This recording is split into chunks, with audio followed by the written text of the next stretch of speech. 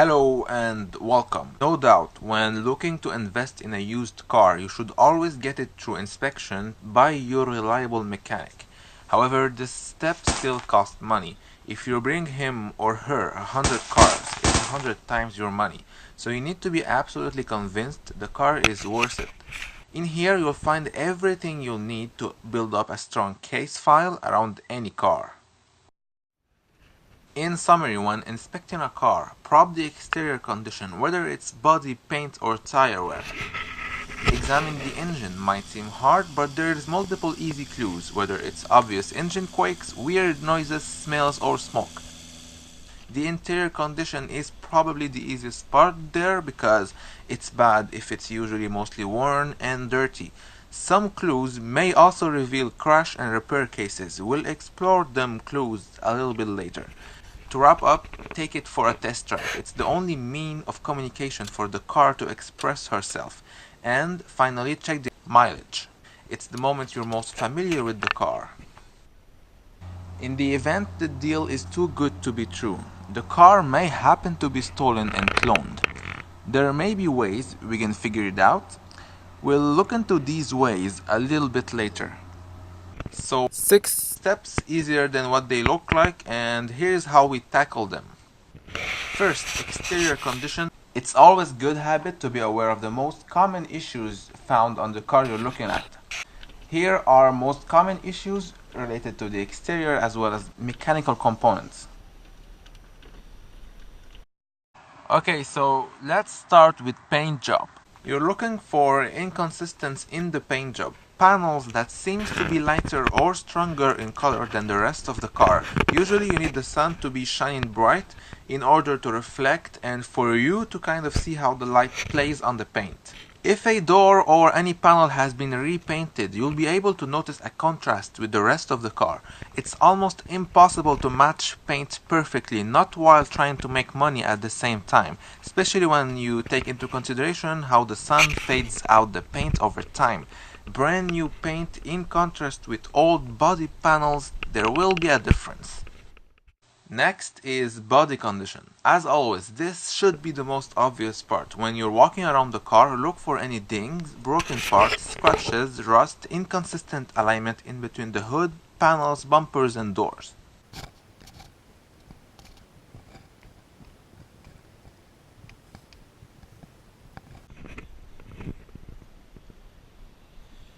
On the other side, it seems a bit off, as you can see over here.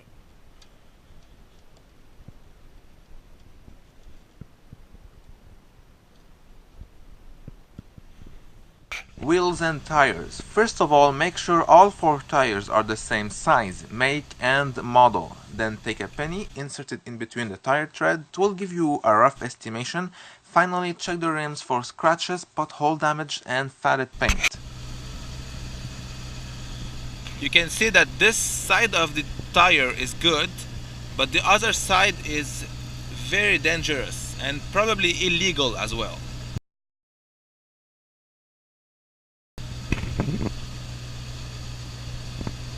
Thing over here, this side of the tire is most probably illegal, and since both tire on both sides has this kind of problem, I would expect some sort of ball joint problem or anything around the mechanic over here.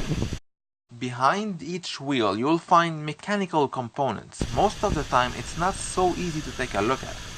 You'll need a very expensive $850 small accurate device. Your cell phone basically. Use it kind of like I'm doing now. This tip will give you easy access to components such as front axle, ball joint, lower table, control arms, bushings and many more mechanical components which we are never used to inspecting. Even if you're not a mechanical expert, you can still look for anything unusual. If anything seems torn, broken, rusted, and if you're not sure, compare both sides.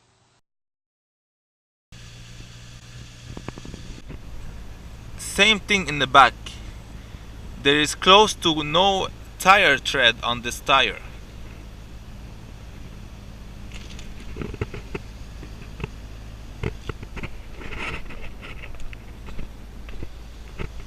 Yep. So basically this car needs 4 new tire and checking the mechanical stuff that could be damaging the tire up front. Check and see if the headlamps are becoming blurred and yellow. Because of the heat generated internally from the headlights and externally from the sun, non-UV treated transparent plastic tend to slowly degrade. Keep in mind the headlights are always turned on as a safety feature while the car is running. This is why sometimes yellow blurred headlamps can give you a rough estimation on the actual mileage driven. Windows and sunroof. At this stage of the investigation, you simply want to verify that all the windows are closed tight and properly. The sunroof can unalign after a crash, so inspect it as well. Now moving on to the engine. Here are most common issues about engine and components related to the engine.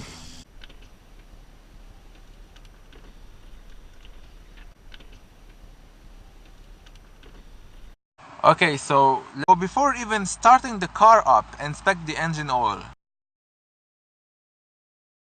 To check the oil level, first you start the car, let it heat up. Once that's done, turn it off. Open the oil filler cap and check the oil level.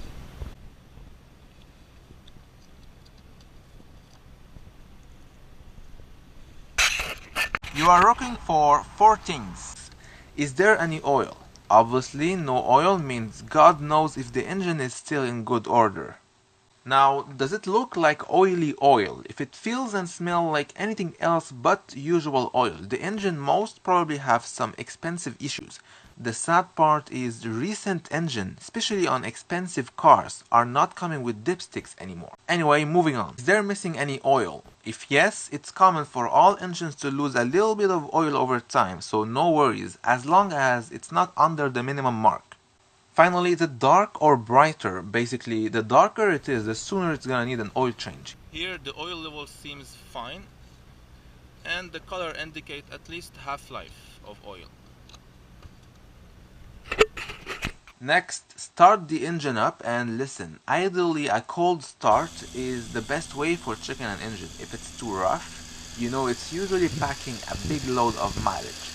So listen for any weird ticking sounds, odd rattle, or knocking noises. Some disturbing, grinding, noisy knocking sounds, which should indicate engine failure, tend to go away when the engine is heated up or filled with additive oil meant to suppress troubling sounds. This is the part that I hate the most because most of the time when you get to the car you wanna see, sometimes for honest reasons, the salesman will have your car already preheated and warmed up. There is really not much you can do about it, except specifically ask for the car to be cold on arrival. While the engine is running, check for any oil leak under the engine bay, rear differential, and if it's a 4x4, also check under the transfer case, usually located underneath the car between the front seats. Sometimes you'll find literally oil leaking on the floor, but most typically you want to make sure that everything is dry and that there is no trace of leaked oil. Let's move on the exhaust.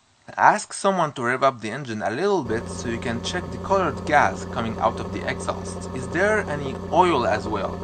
There is 3 main colors that could indicate engine failure: dark black, blue, or white gray. The usual color should not be noticeable in summer and very light gray in winter.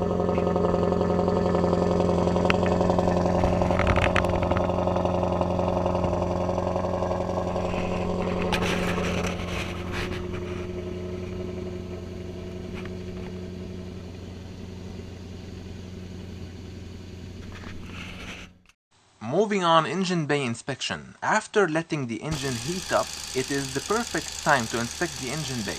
So shut the car off, check and see if there is any weird smells, whether it's coolant fluid or burnt kind of smell. Look for any steam or smoke all around the engine bay. There is definitely an oil burning smell that I'm smelling over here.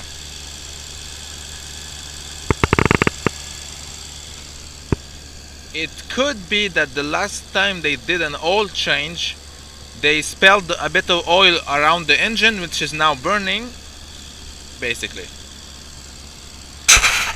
Since you are in the engine bay, it's the right time to look for rusted engine components. Usually when a car is not driven for a long time, mostly because it has been into an accident waiting to be repaired. Some parts, as well as engine parts, tend to be easily exposed to water and accumulate surface rust.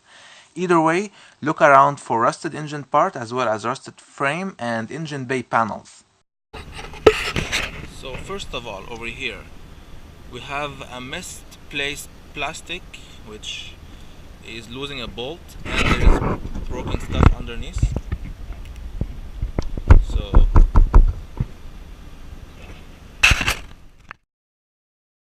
Moving on, interior condition. Here are most common issues related to interior as well as electrical components.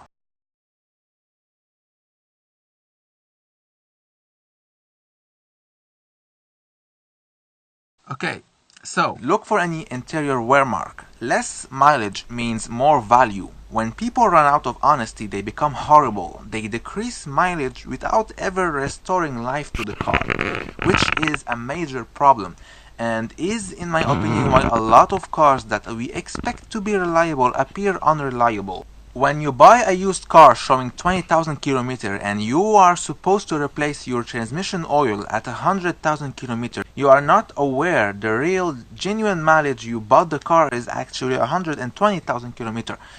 If it's not too late, you end up replacing your transmission oil when the car really hits 200,000 kilometers thinking it's 100,000 kilometers. And you know how we rate issues occurred based on mileage driven? Well, that doesn't mean anything if we keep manually rolling back the displayed mileage on the dashboard. Needless to say, we need to find clues all around that can justify the mileage. Look for any unusual wear and tear on the steering wheel, seats, and switches. Any unusual condition could be caused by excessive use, which should indicate a relatively high mileage.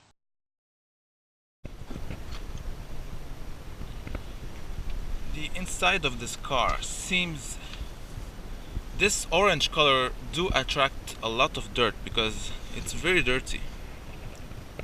There's a lot of dust that is trapped in this leather. The steering wheel is alright.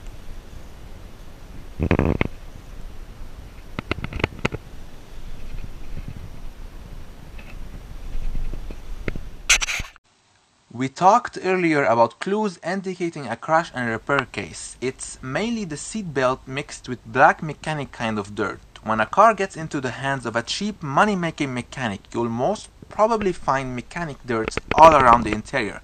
Granted, it doesn't mean the car was crashed. The car might simply be in for cheap maintenance.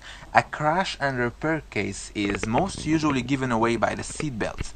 See, seat belts are made in a specific way so they lock when the car gets into a crash, and they have to be replaced, but they are expensive parts to buy directly from the dealer because they usually come as a full kit because of safety measures, which makes it the perfect black market item, usually stolen parts. This is where it gets interesting.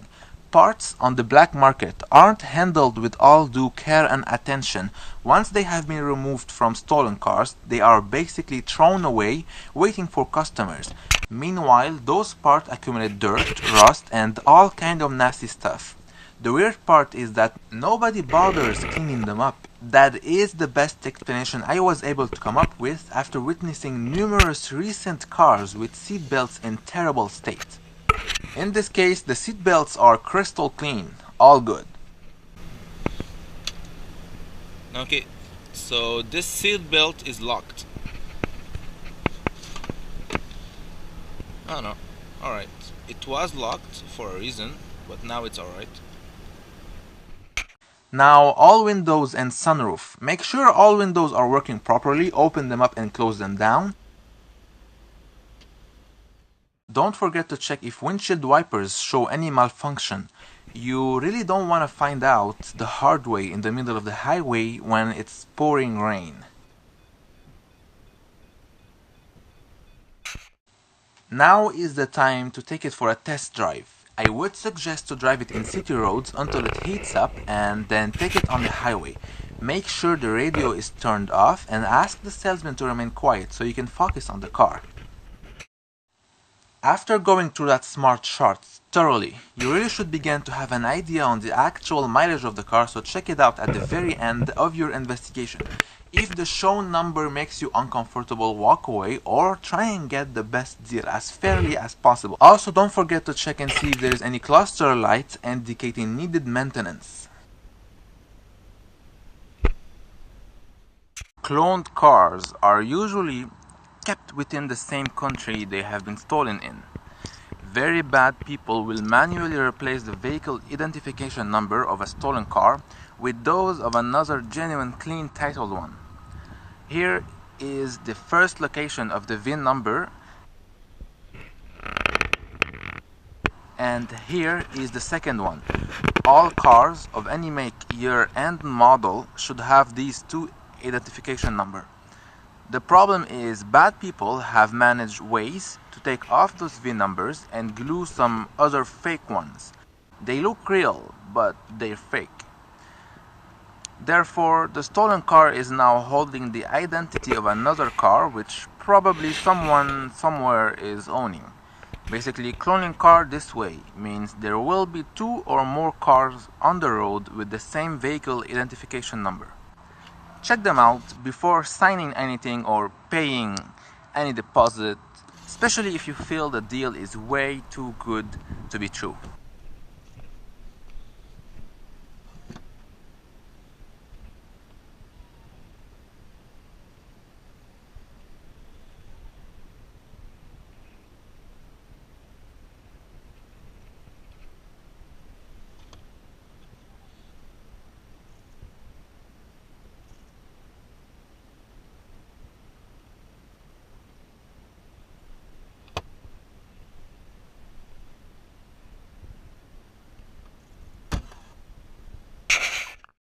I'll thank you for watching, and if you find this helpful, please share it with your friends or anyone you know is looking to buy a used car.